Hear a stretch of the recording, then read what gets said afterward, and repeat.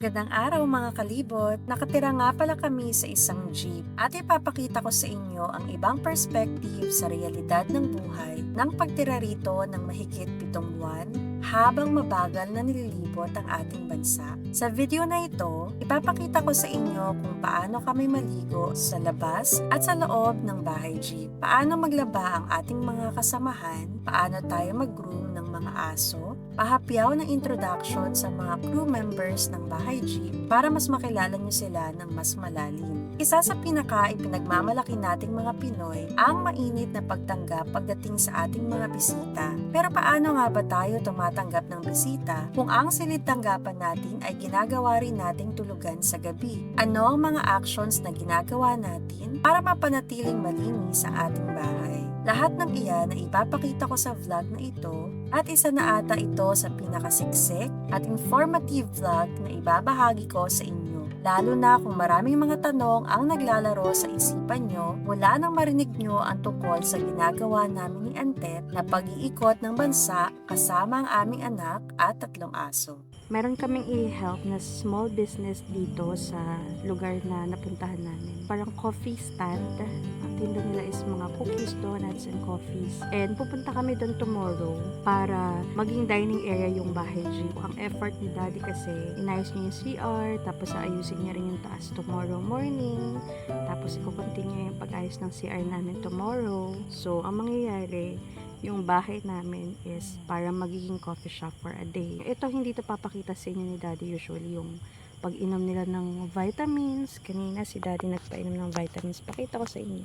Ito yung vitamins nila. So, yung mga ganun kasing video kagaya ng pag-deworm, pag-groom sa kanila, hindi na talaga na-videohan most of the time. But, what I will do is to showcase the things na hindi ma-showcase ni Daddy. It's normal for the people na nanonood sa channel niya to say things na hindi niya iniintindi yung mga crew. To be honest, lahat ng crew ay 3 dekada na po kaming nabuhay sa mundo na to. Some of the crew, although they are paid, 5 digits naman yung salary nila. And free yung food, yung everything free. Kahit pumunta kami sa lugar na may bayad, siya yung nagbabayad, si Ante. Pero, sa lahat po sa amin, siguro siya yung pinakalaging pagod. Kaso hindi talaga siya na-showcase. May mga times na nag-joke na kami na anak niya nga lahat from Ramir, kay Joe, kay Chris, kay Tiko, kay Jace, and then itong mga apo namin na to. Parang naghihilik pa, no? Kakaligo lang yan today. Pero tingnan nyo yung itsura niya. Gumulong-gulong sa damuhan. And sa vaccines, updated naman sila. May vaccine book. Hindi lang din namin na-showcase. But in the future, I will showcase you other things na about sa mga dogs. Hindi ko napapaliguan to kasi gabing-gabi na. Alas 9 na po. Bago kami matulog, maliligo kami ni Jace. Pero kaya siya nandyan sa gilid ng jeep. Kukunin niya kasi yung toothpaste sa lababo. Alam niyo ba kung bakit niya napiling gawin yan? Kasi tulog na daw si Tito Chris niya. Nagpapahinga na. Ayaw niya na dumaan sa sala kasi tulog na daw yung tito niya. So ginawa niya, umakit siya dyan sa wall. Dahil tulog na si Chris sa ating sala, hindi na ako maliligo sa CR natin. Kasi kung maliligo ako sa CR, that means maririnig yung lagapak ng tubig sa lapag. Imbes na nakakapagpahinga na siya, maaabala pa. Makikiligo na lang kami dun sa resort sa kabila. Tara na. And mapapansin nyo, nakabukas yung gate. Ito ay resort. Yung caretaker, sila Kuya Randy, tsaka si Ate Joy, nakausap namin nung first day namin sa lugar nito. Magbabayad na lang po kami ng gamit namin dito. Doon pala, may CR doon. Pero mahina yung water kasi daw, nasira daw yung pump. So may poso dito and then may gripo na malapit sa tangke nila. Kaya dito kami maliligo ni Jace sa labas. Alam nyo ba, ang pinakasakitin sa amin, si Chris. Binilan ko siya ng vitamin C. Ayaw niya kasi nga mahapdi daw sa tiyan niya. Tapos, ang binili ko sa kanya, stress tabs. And sabi niya, mas effective daw sa kanya yung stress tabs. Masama naman yung tiyan niya ngayon. Nagpapahinga na siya. Ayaw na naming maabala. Kaya dito na ako naligo sa labas. Natutulog siya sa kaliwang side na sofa, sa lapag si Ramir. Pero nagkaroon kami ng bagong setup ng pagtulog. Si Jo, pinili niya sa taas kasi solo. So parang meron siyang silent sanctuary sa taas. Ang natutulog ngayon, dun sa tinutulugan ni Jo, si Ramir. And then sa left ay si Pico. Tapos sa lapag ay si Elise kasi mas gusto niya talaga sa lapag. Mas komportable daw siya. Tapos, madalas din siya magpaulan. Siguro, kung mapapanood niyo yung mga old videos ni Chris, very emotional po siya. Nung sabi ni Antet, maganda siyang maging crew ng bahay jeep. So sabi ko, hindi pa ako ready, hindi pa kaya ng emotional capacity ko yung emotion niya. Na baka hindi ko kayang i-handle those kind of situation. And then, na-discover namin na considerate naman si Chris sa editing. Magaling talaga si Chris. Sa mga shots, magaling talaga siya. Kaya ako to nabanggit kasi may sakit siya. I am just sharing the insights. Dahil emotional si Chris, panoorin nyo lahat ng mga vlog niya. Ang gaganda ng mga shots. Karamihan sa vlog niya may ulan. Pag walang ulan, napilitan lang siyang mag-upload ng video kasi ang tagal niya nang walang upload. Every time na may ulan, lagi siyang nagpapaulan. Minsan umihiga siya sa lapag kasi maybe he's very emotional and yung mental health niya is nakakatulong yung ulan. That's why mapapansin nyo sa mga vlog ko o vlog ni Antet, lagi siyang basa sa ulan or nagpapaulan. Kasi mahilig si Chris sa ulan. And dahil doon, parang nagiging sakitin tuloy siya.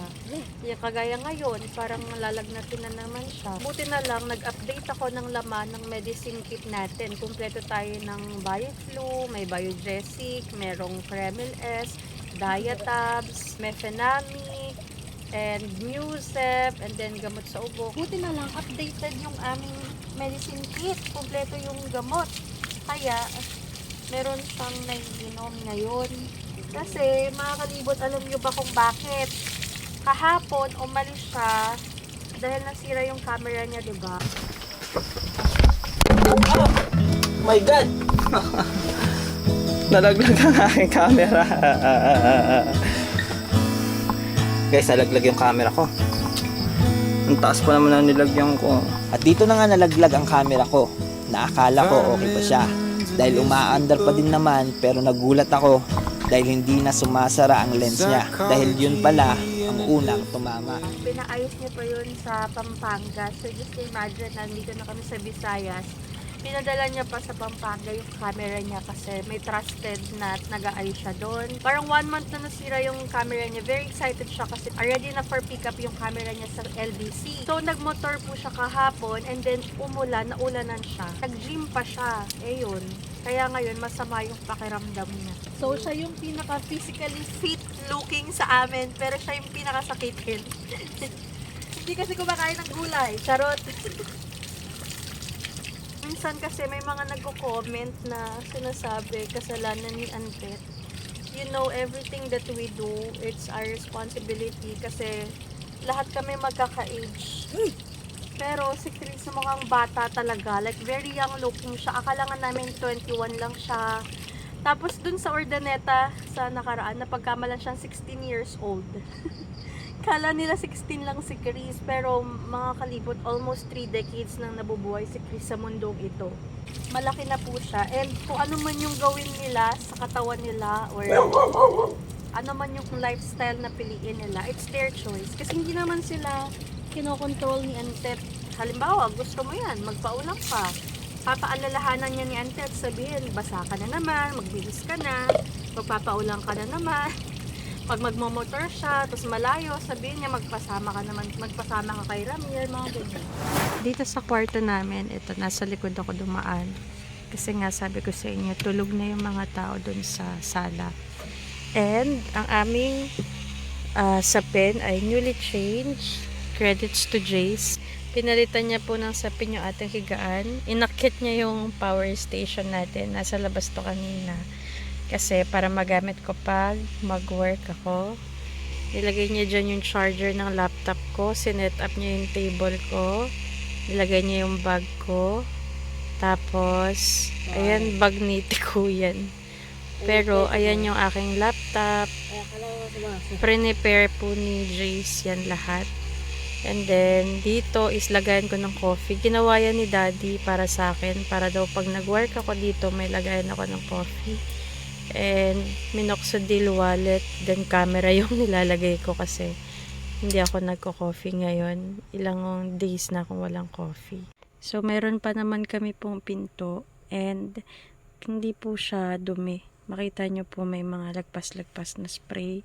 Kasi yung nag-spray paint po dyan, staff namin sa Cavite. Parang nahatak lang siya nung nagagawa ng jeep namin before. Nagmamadali na, so kailangan niya ng extra hand. So, tinawag niya and nagpa-spray siya. Lagpas-lagpas yung spray. And ang story nun kasi meron ata kaming interview for GMA 7 ata and feature nila yung bahay jeep. Noong time na yun, monoblock pa po yung mga upuan sa sala and hindi pa ito yung bed namin. Kaya po, ganyan yung pagkakapaint. Pag nagka-budget tayo, ayan. Dito, hindi pala si Chris yung nagharang. May ginagawa pala si Antet sa CR kanina. Ginawa niya po ng ilaw yung CR namin. Alam ko, vlinag nila yun ni Tico. Linoleum po to. Meron siyang ginagawa kanina na hindi niya natinapos kasi wala pala kaming cutter na nabili. Ikakabit niya yan sa wall. Meron kasi yung PVC tiles before, tas tinanggal ni Kuya Romel, yung dating carpenter ng jeep. Hindi na nabalik. Madumi siya tingnan pag walang tiles. Naisip namin, dahil galing kami palengke kanina, sabi ko, kabitan na lang kaya natin muna ng linoleum in the meantime. So, bumili kami. So, yung mga nakalagay dyan is mga things na ginagamit ni Antet para dun sa CR. Pakita ko sa inyo bukas. Actually, iba-vlog ni Daddy, so hindi ko na siya iba-vlog. Yung finished product na lang ipapakita ko sa inyo. Nilagay niya ng ilaw yung CR para daw pag nag-CR ako is okay. Ang totoo niyan, ang gumagamit lang ng CR na yan is ako talaga. Tsaka si Jace. Tapos si Joe, nagbibihis lang siya dyan. Kasi ako yung pinaka-comfortable gumamit ng CR. Hindi pala siya kalat. Wala pong kalat yan, yung lababo. Ano lang yan, yung sa linoleum. Mga pinamili para pang-ayos ng CR. Then si Chris po yung natutulog sa sahig. Si Tico yung natutulog dun sa sofa. Si Ramir dito sa kabilang side. Siya natutulog. Mag-work ako sa gabi, ganito setup. Kung hinahanap niyo si Daddy, nasa labas siya. May tent kami sa labas. Gusto niya bukod yung working area niya sa working area ko kasi clingy po ako. Tapos, meron kaming lock dyan. And then, ayan na siya. So, parang may divider siya. Parang nagiging dalawang kwarto. Kwarto nila doon, sa doon. Kwarto namin dito. Tapos, ayan yung aming working area. Tapos ko lang mag-work. And time check, it's 2:18 in the morning. Matutulog na ako mga kalibot. And just so you know, wala pa rin si Daddy. Busy pa rin siya dun sa tent sa labas. Ang katabi ko lang dito si Jace. Shutdown ko lang to and then mag-rest na po ako. Para may idea kayo bago ko matulog. Andun po si Daddy sa tent na yan. Wala po dong bed. Kaya after niya mag-work, for sure ay uuwi na yan. Time check, 2:43 a.m. Ito na po siya kumakatok. Surprise! Gising ka ba? Antay po kita. Antay mo ako? Ikaw ay antay. So far, 7 minutes after kong i-video, nakauwi na siya. It's, ano oras na? Ayun, makita. 2:51. Hey, let's sleep, mommy. Good night, Daddy. Good night, mommy. Good night, mga kalibot. See you tomorrow. Morning po. Magdi-disclaimer muna ako, mga kalibot. Good morning pala sa inyo ulit. Kakatapos lang namin mag-breakfast and nag-stroll kami kanina kasama yung mga aso. Ngayon, paliliguan ko na sila. Makikita nyo na nagbubuhat ako ng tubig. Kaya ako mag-disclaimer kasi may ginagawa si Daddy. Since paliliguan ko sila, naka-prepare na yung kanilang shampoo. Ayun yung drum na gagamitin natin. Nagpainit ako ng tubig habang nagpapakulo is O, diba? Busy ang person. May ginagawa yan sa loob and panoorin nyo sa kanyang vlog. Lilink ko sa taas yung activities niya for today para naman ma-idea kayo anong ginagawa niya sa araw na ito. Kung wala pa sa taas yung link dito sa pinakataas, meaning to say, nauna ako mag-upload kasi bida-bida ako. Eh ganun, tagal na lang mag-edit. Ako, mabilis lang ako mag-edit kasi simple lang naman yung ginagawa ko. If ever makikita nyo what are the things na ginagawa nila habang may ginagawa ako. Kasi mostly makikita nyo yung perspective ko and ako lang yung kumikilos and madalas wala sila sa kwento. Pero I will try my best to also showcase what other things they are doing. And since part yun ng vlog ni Daddy, hindi ko na ipapakita dito sa video na to. And if you are curious ano yung pinagagawa niya today, pwede nyo panoorin yung vlog niya. Dahil paliliguan ko sila, mag-iigib ako. Meron kaming water supply, by the way. Ayan, may laman pa siya. Tsaka yung kabila, dalawa yung ganyan namin. Diyan yung nanggagaling yung tubig sa lababo namin. And then doon sa kabila, doon naman nanggagaling yung tubig sa banyo namin, pang shower. Pero sa loob na banyo namin merong isang ganito para meron kami extra water in case na maubos yung flowing water pag nag-iigib doon nilalagay.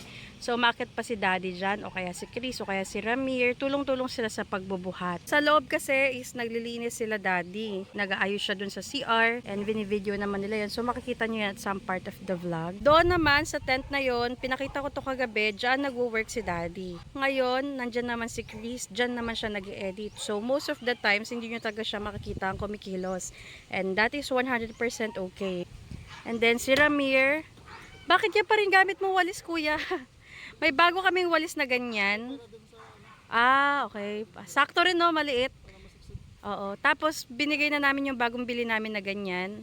Dahil bumili kami ng bagong walis. Lagay ko na lang dyan sa screen yung bagong walis at daspa na binili namin. Ayan, yung timba namin sa CR nilabas ni Daddy. O, diba? Mag-iib muna tayo ng tubig. Sama ko kayo. Nagagawa mo? Ito, kapal tayong tubig. Labas ko kasi alam mo yung tundag na tinatawag. Oo. Tubig. Latak, tawag sa amin. Lagay tayo ng linoleum sa waling ng siya. Okay. Ako rin, iigib ako, pangligo ng apo mo. Nag-disclaimer na ako kasi sabi ko busy ka. That's okay, mga kalibot. Diyos ko, ayaw nga ako niyang pagbuhatin ng kahit ano. Pinipilit ko lang siya eh.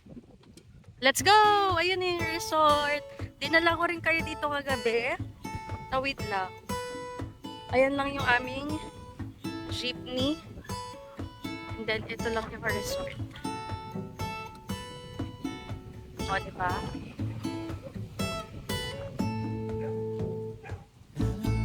Yan, ang ganda. Tapos, nandito si Jo for the laba person. Naghugas din ng pinggan si James. Makikigib ako na pangligo nila si Trin.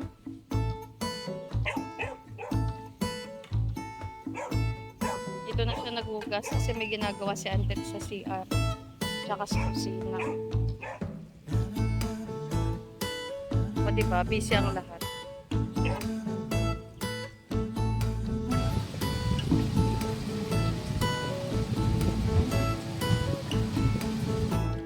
Kasi ito naman si Tico, mga kalibot. Naglalaro. Puno na, hindi ko pala kaya magbuhat ng puno.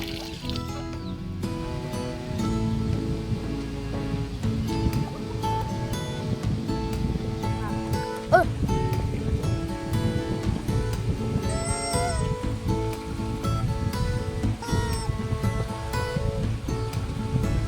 Nagbablog na din yung malak.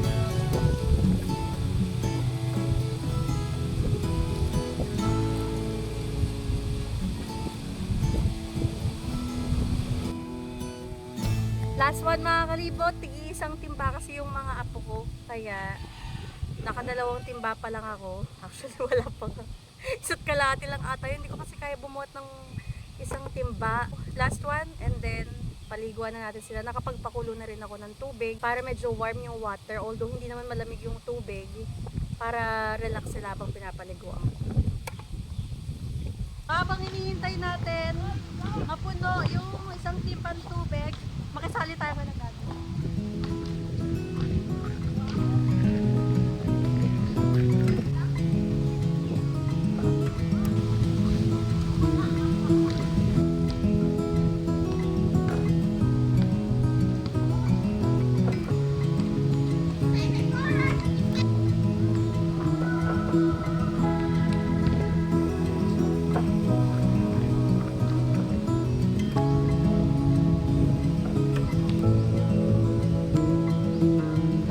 si Daddy. Si Daddy na ito magbubuhat ng tubig. Kaso lang hindi puno. Kasi ako dapat magbubuhat eh. Kapon.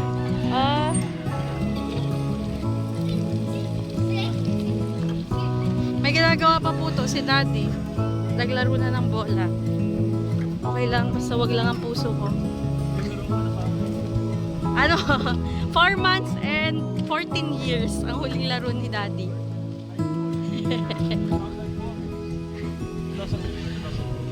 Grabe, that's already 2 decades.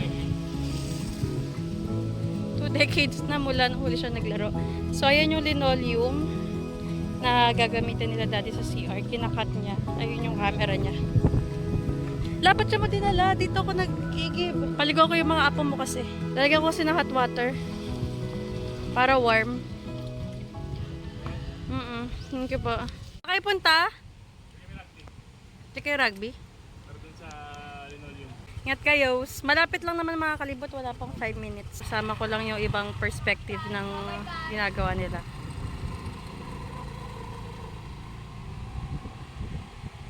Doon lang bilihan ng rugby pagkalagpas dyan sa Baywalk. Dito yung waiting area ng mga maliligo. Kagabi nakita nyo gano'n siya kadusing. Ayan na yung mukha niya pag natuyo. Ang cute-cute. So since hindi nila kayang tumalon dito, dito sila. Naliligo sa gilid ng jeep yung mga kapatid niya. Wait lang. Ikaw pala ang salarin kung bakit natatanggal to. Ikaw pala yung nagngangat-ngat. Huling-huli sa camera. Mapapakita ko na ang patunay kay Daddy. Ikaw pala nagngangat-ngat niyan ha. Usually po, nagpapalanggana kami pag naliligo. Kaso gamit ni Jo yung palanggana. Ang gagawin na lang natin is doon na lang sila sa mismong upuan. Yung mainit na tubig, kuha lang tayo ng isang tabo. Ayan. Para, yan naman ang iinitin natin mamaya. For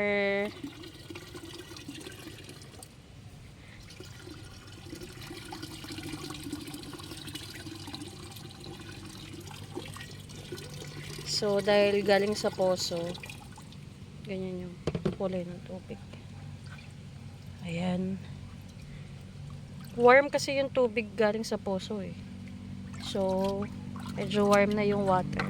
And then, itong isang tabo is papakuluan ko ulit para sa next na maliligo, medyo warm ulit yung water kasi mawawala na yung init niya for sure.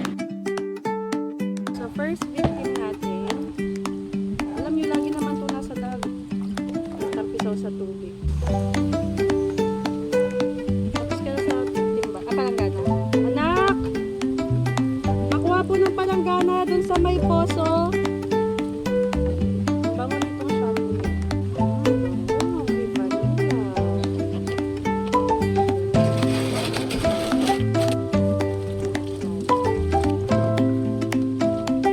Jace! Agree. Ito ay mother cacao na sa alam nyo ba, sabi ni Chris nung nakaraan, buti daw, hindi daw ginagarampata sila. Syempre naman, ito, kumpleto sa turko, tsaka sa anti-flick na gamot. Umiinom to na next time. If merong sobrang hot sa travel namin sila. Kasi imagine nito sa lugar na to ay 5 days na kami. Tapos puro lang sila plain.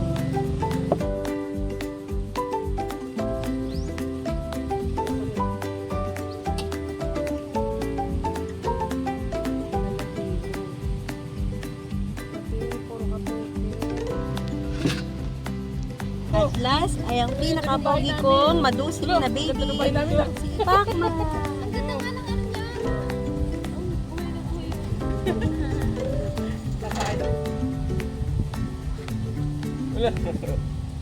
Oy, Pacman!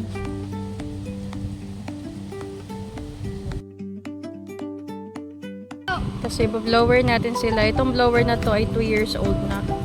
Mura lang to, mga kalibot. Tapos ang tibay niya pa. Gagamit tayo ng power station. Mamaya na.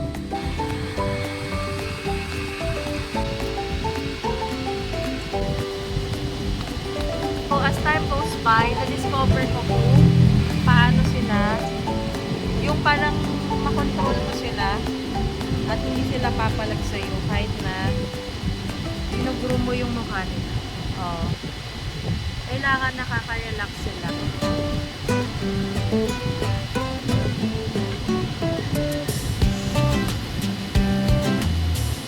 Hinuhuli yung mukha. Pati sa pagligo.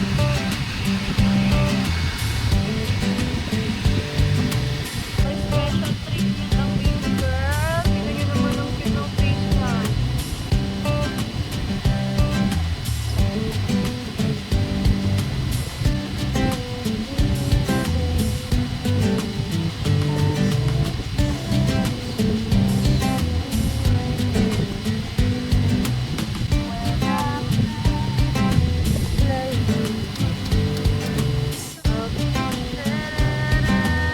Anong song ang gusto ng baby ko?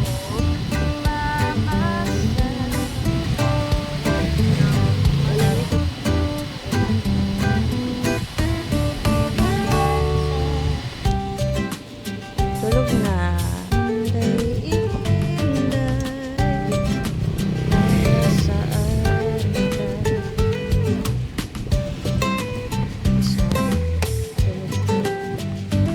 Pabayaan na muna natin.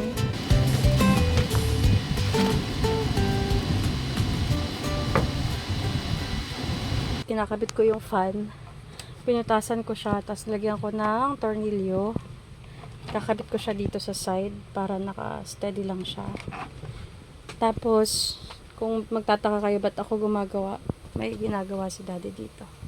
Panoorin nyo na lang sa vlog niya kung ano yung pinagagawa niya.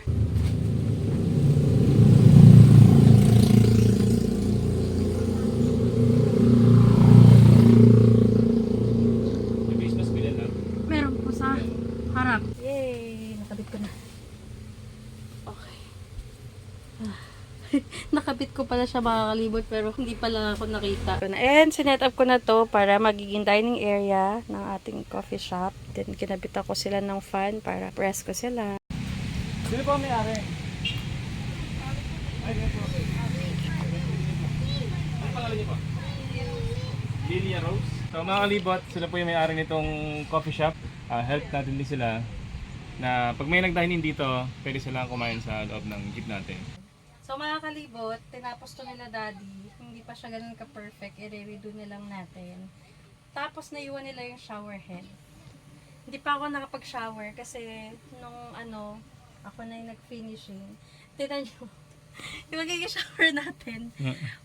Tinanggal nila yung shower head eh. Nakalimutan. Tada! Ang lakas! Pag-shower tayo ng ganito. Manual. Ang lakas! Wala shower head. Oh, so ligo muna ako mga kalibot. Yan ang advantage ng buy jeep. Kahit saan, pwede ka pang makaligo. Si daddy naman maglilinis dito. Alam niyo mga kalibot, naiwan namin yung lagayan namin ng mga sabon.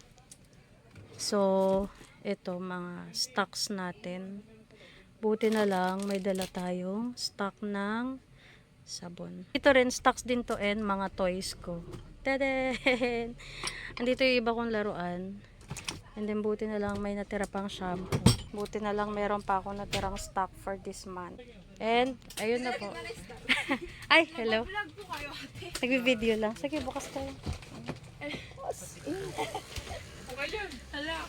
Sorry ha, makalat. Ano yung trick pa na yun? Tapos na yan. Pinukas ko. So ito mga kalibot, meron tayong first customer. Dahil hindi ako nakaligo and marami ng customer dun sa labas. Kanina may customer na. Maliligo naman ako sa ating CR.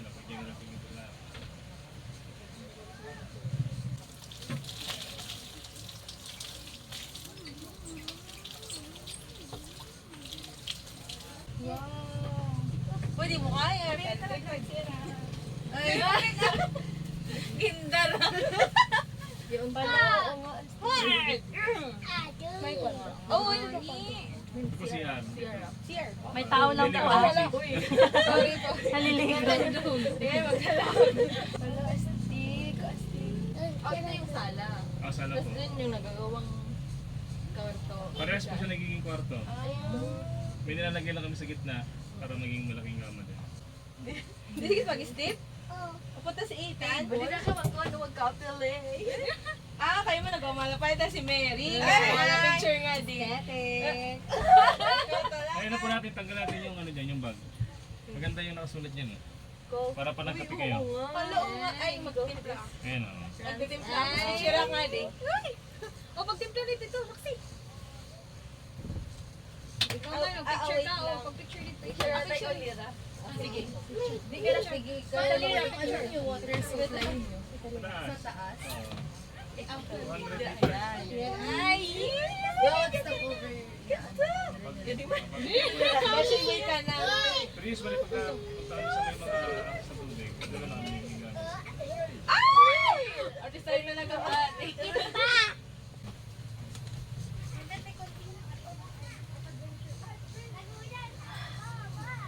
Dali tayo water. Try na basta. Dry na yung bibig ko. Ayun, sa amin sa buko. Ay, naka-play pa. Tapos na ka maligo. Phone mo. Before ako lumabas para magmerienda, allow me to show you first ang aming sala. Ganyan yung itsura niya kapag naka-set up, may mesa. So, nakita nyo yan, nagiging higaan, tapos nagiging sofa, and then pwede siyang maging two-seater para kung may magda-dine. Actually, office ko to before. And then here is our kitchen. And then our CR. Ayan yung aming CR. Yan yung inodoro namin. Tapos may fan. Pwedeng iharap. Tapos pwedeng italikod. So para mag-exhaust siya. Or pagka gusto mo lang mag-emote sa CR, pwede ka mag-fan. And then here's our bedroom. Nakita nyo na to kung gaano to kakalat. Pero right now, malinis siya and I'm so proud. Yung sahig namin, nginat-ngat ng mga apo ko. So, ganyan talaga pag may aso. Alam ko yung may mga aso dyan makaka-relate. And so, ginawa namin siyang 2 sofa. Para pag may gusto na umupo-upo dito and mag-chill, pwede. And then, bubuksan yung pinto. So, if you look outside, tapos na po silang magligpit ng kanilang coffee stand. And tapos na rin maging dining area yung ating bahay jeep. Ang bahay jeep is bahay pa rin natin, although we offer it to become their dining area. Of course, dahil matutulog tayo dito, I have to also disinfect this for our crew. Ang gagamitin ko lang na pang disinfect is Sunrox buong place from ceiling to flooring. Iniwan namin sa tent yung aming mga unan, yung kumot, at least malinis siya, diba? Buti may tubig pa yung lababo natin. Ang lawan lang natin. Bago ko mag-sunrox is pinasa natin kasi merong ashes ng incense.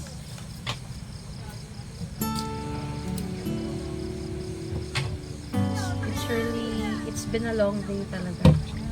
And then from 9 p.m. we haven't stopped doing something. Lalo na si Daddy. For me, siya yung pinakapagod talaga. Sige po, pasok po. Pasok lang po. Pasok lang po. So, ang honor ko lang na in-disinfect is yung mga mataas-taas ba. Tapos, hello po. Pasok po. Yung floor na yung pinaka-last, ang unahin ko lang is wall at saka ceiling. Pag nakabalik tayo sa campsite natin, saka na siguro yung sofa and flooring. Nagpapasukang insect kanina. Effective naman yung incense kanina kaso marami rin gamo-gamo kasi siguro tayo lang may ilaw dito sa place. Alam niyo yung maganda, yung mga nag-dine in here sa bahay, hindi sila nagpunta sa kwarto. At least, hindi na ako magpapalit ng sapin, di ba? So, drive ka na?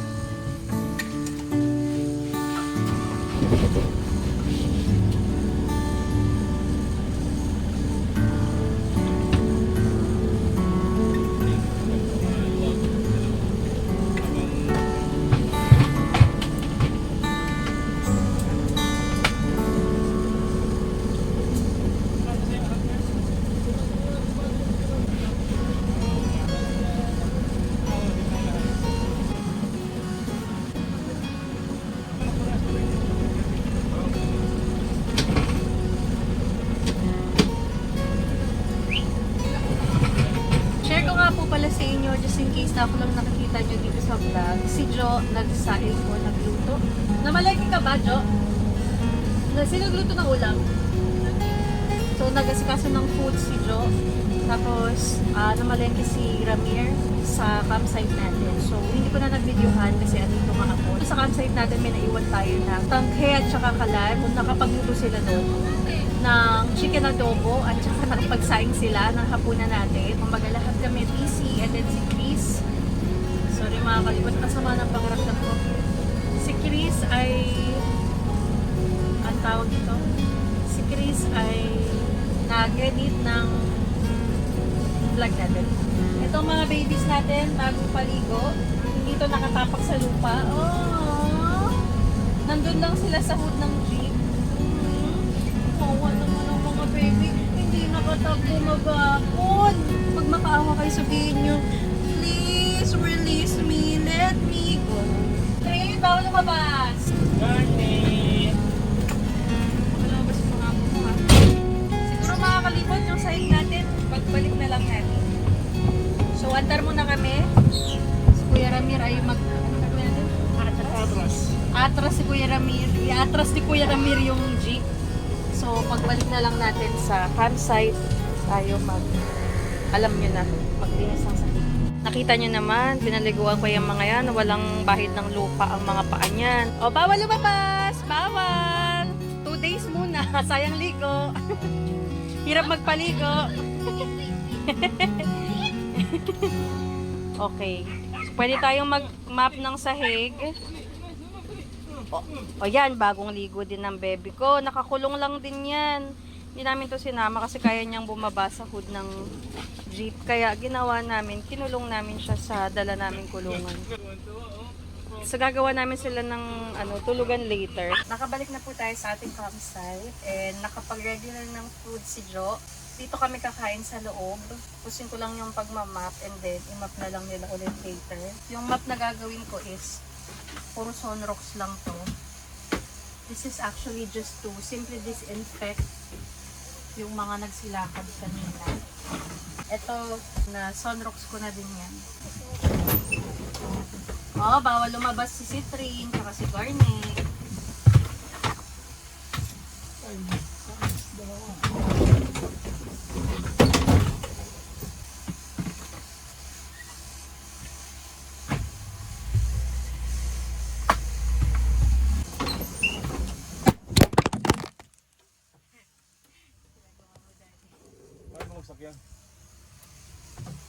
Bukas sa mga kalibot, meron po tayong cameraman for tonight.